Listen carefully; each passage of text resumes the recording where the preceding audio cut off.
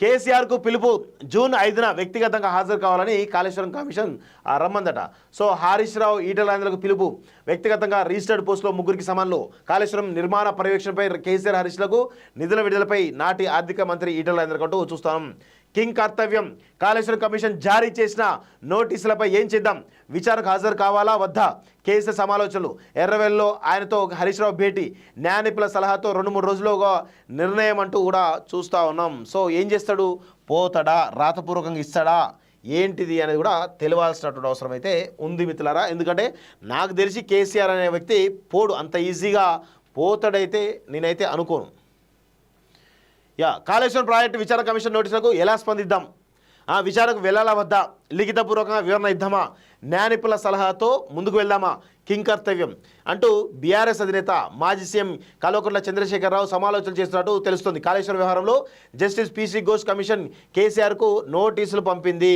ఆయనతో పాటు ఆ సమయంలో నీటిపారుదల శాఖ మంత్రిగా ఉన్నటువంటి హరీష్ రావు, ఆర్థిక శాఖ మంత్రి కొనసాగిన ఈటెల రాజేందర్ సైతం కాళేశ్వరం కమిషన్ నోటీసులు జారీ చేసింది. ఈ నేపథ్యంలో హరీష్ రావు మంగళవారం రాత్రి ఎర్రవేలిలోని కేసీఆర్ ఫామ్ హౌస్లో ఆయనతో భేటీ అయినట్టు తెలుస్తోంది. 9వ తేదీన విచారణకు హాజరు కావాలంటూ తనకు వచ్చినటువంటి నోటీసు ప్రతిని కేసీఆర్ వద్దకు హరీష్ తీసుకువెళ్ళినట్టు సమాచారం. నోటీసులో ఏముంది, విచారణకు వెళ్తే ఎటువంటి ప్రశ్నలు అడిగే అవకాశం ఉంది, వాటికి ఏం సమాధానం చెప్పాలనే అంశంపై వారి మధ్య చర్చ జరిగినట్టు తెలిసింది. అసలు విచారణకు వెళ్ళాలా వద్దా అనే అంశంపై న్యాయ నిపుణుల సలహా తీసుకోవాలని గులాబీ బాస్ నిర్ణయించినట్లు సమాచారం. దీనిపై అంతర్గత సమాలోచనలు జరిపి న్యాయ నిపుణులు ఇచ్చేటువంటి సూచనల ఆధారంగా 1-2 రోజుల్లో ఆయన కీలక నిర్ణయం తీసుకుని ఉన్నట్లు సమాచారం.